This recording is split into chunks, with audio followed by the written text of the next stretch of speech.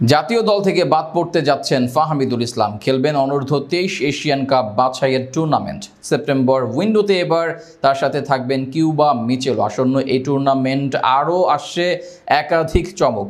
প্রবাসী ফুটবলারদের ট্রায়াল থেকেও ক্যাম্পে ডাকা হয়েছে দুর্দান্ত 4 ফুটবলারকে। সব মিলিয়ে ফাহমিদুল কিউবার অন্তর্ভুক্তির সাথে সাথে আর কারা কারা ডাক পেতে পারেন, জাতীয় দলের পাইপলাইনে থাকতে পারেন, এ নিয়ে বিস্তারিত থাকছে রিপোর্টে।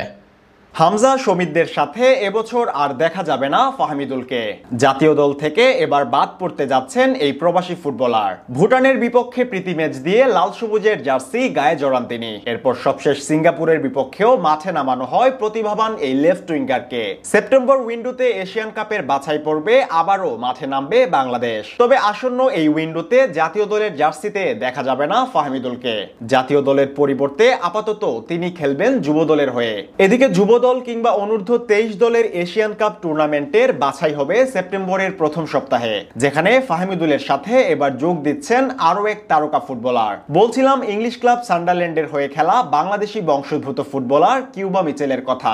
সবকিছু ঠিকঠাক থাকলে যুব দলের জার্সি গায়ে প্রথমবারের মতো দেশকে প্রতিনিধিত্ব করবেন এই দুর্দান্ত মিডফিল্ডার। এছাড়া গেল মাসে প্রথমবারের মতো প্রবাসী ফুটবলারদের নিয়ে এক ট্রায়ালের আয়োজন করেছিল বাংলাদেশ ফুটবল ফেডারেশন। অনূর্ধ্ব-19 ও 23 দলের জন্য বয়সভিত্তিক পর্যায়ে যেখানে ট্রায়াল দিয়েছিলেন 49 জন প্রবাসী ফুটবলার। তাদের মধ্য থেকে বেশ কয়েকজনের ফুটবল প্রতিভা আর সক্ষমতা আশা জাগিয়েছে বাংলার ফুটবল প্রেমীদের মনে।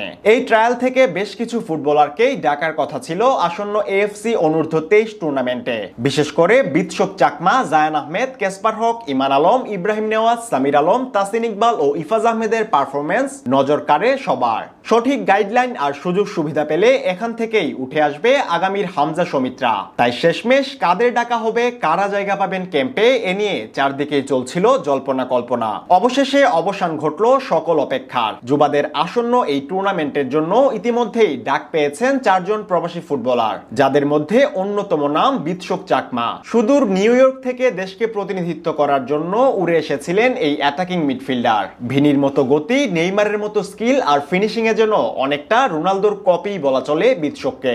এছাড়া তালিকার আরেক নাম কেসপার হক। ফুটবল প্রতিভার পাশাপাশি সুঠাম দেহ ও আকর্ষণীয় উচ্চতার কারণে ইতিমধ্যেই সবার মুখে মুখে তার নাম। এমনকি বাফুফের এই ট্রায়ালে ডিফেন্সের সেরা আবিষ্কার এই দুর্দান্ত সেন্টার ব্যাক। এছাড়া ইউনাইটেড কিংডম ভুক্ত ওয়েলস থেকে ডাক পেয়েছেন বাংলাদেশি বংশোদ্ভূত সামির মিয়া।